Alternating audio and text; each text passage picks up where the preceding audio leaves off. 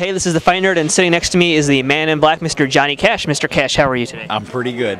No, but seriously, folks, it's Bjorn Rebney from Bellator. Of course, we've seen him many times before on the website. It's, I think, now your record-setting 10th appearance probably on the site. Boom. Something like that, yeah.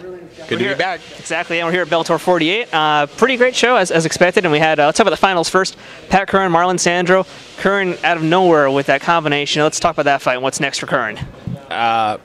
Wow. Pat Curran, I don't know what to say. Wow. He just keeps evolving as a fighter. I mean, it just, we've talked about it many times because we've talked about it in this arena when he lost Eddie Alvarez. And I just said, look, do not count this kid out. He will be back. We're thinking about moving him to 45. A special talent. I think that performance warrants a top 5 ranking in the world. Sandro in most people's list was like 4 or 5. He's just a special talent. He's only been fighting for like 3.5 years now, and for those kind of that he just fought one of the better featherweights on earth, and he just knocked him out and stayed inside of his game and had a big cut and stayed calm and listened to his corner and executed. Technically, he is super strong.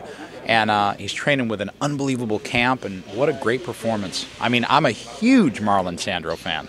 I mean, I tried to work for a year plus to get Marlon to sign with this organization, and he'll be back. But, wow, Pat blew me away. I'm very rarely speechless, and I'm almost speechless on how impressed I am with Pat Curran and how he's maturing in this game. Also tonight we saw a very different Cole Konrad from what we used to see. Cole tonight fought against Paul Buentello, and he actually stood up and banged with Paul. Yeah, how about that? You know what I mean? Yeah, how about that? I think he landed more punches in the first round of that fight than he has in winning our world title and in 7 previous bouts. I thought Cole looked good. I mean, the fans may not have been in love with the performance, but you're a 2-time national champion wrestler. You're probably more dangerous and dominant on the ground than anybody in the heavyweight division.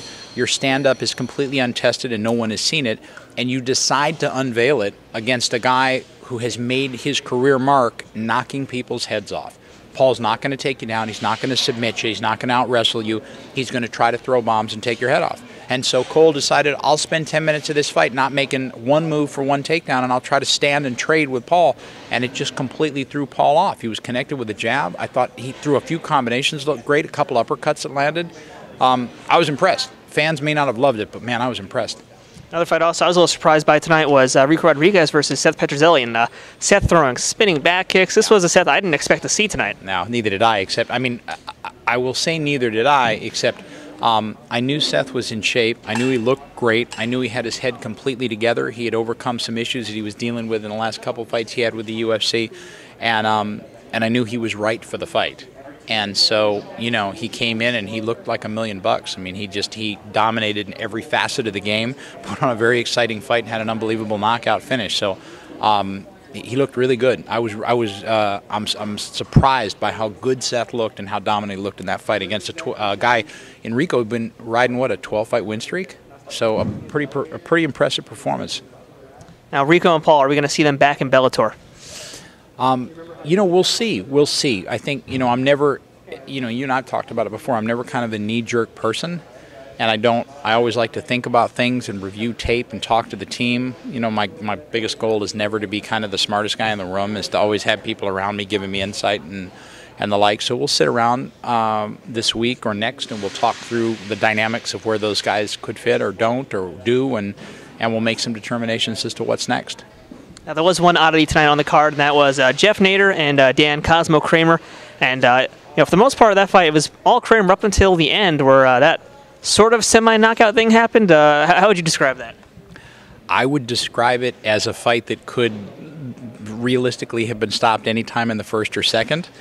And then you just had, a free, what was it? It was a Todd Duffy situation. It was just a guy who was winning, and then boom, he got caught. I thought it was a great stoppage. I thought it was an amazing fight. It looked like it was like a Rocky movie. Losing, and then he just pulled it out of nowhere. And the funny thing is that there was like a 4-punch combination that landed, and the punches all looked great.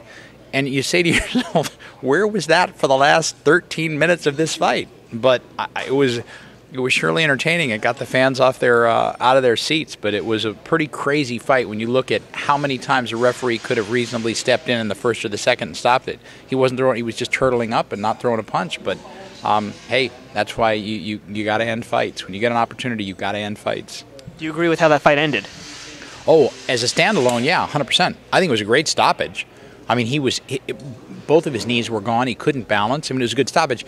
So if you look at the stoppage as a standalone, which a referee is charged with doing, I thought it was a terrific stoppage. If you look at the stoppage relative to the totality of the fight, it might seem a little bit inequitable because there were probably 5 different instances earlier where he could have stepped in, could have decided not to, and it was obviously a good decision, but could have stepped in and stopped it going the other way, but he didn't.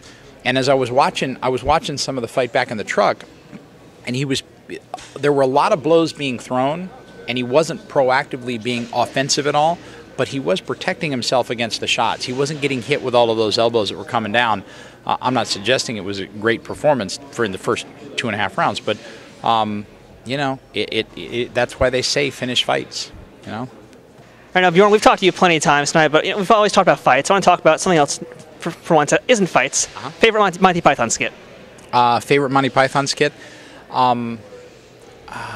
It's probably a toss-up between going into the cave and being attacked by the rabbits, and then the real classic in terms of when Lancelot goes to the edge of the river and gets into the fight and cuts all first he cuts his legs off, then he cuts his arms off. Come back here, you know, that one. So probably a toss-up between those two. So Holy Grail fan. Holy Grail fan, yeah. Life of Brian was enormously entertaining, and I can still watch that. A lot of people don't get that now, and it's kind of from a time gone by, but Life of Brian was awesome. Holy Grail was awesome. So, yeah. I think most hardcore Python fans do enjoy Life of Brian more than Holy Grail. Yeah, but Holy Grail was entertaining and smart as well. So, I don't know. You can pick, you know, depends on the kind of mood you're in. Hard-hitting questions from the Fight Nerd. All right, well, Bjorn, I think we're pretty much done here tonight, but yeah, that's how we're going to end the video. I'm serious. That's how we're going to end the video right here. Works for me, brother. Yeah. We'll see you in like 3 weeks anyway. Perfect. Bjorn, thanks for your time. Thanks, dude.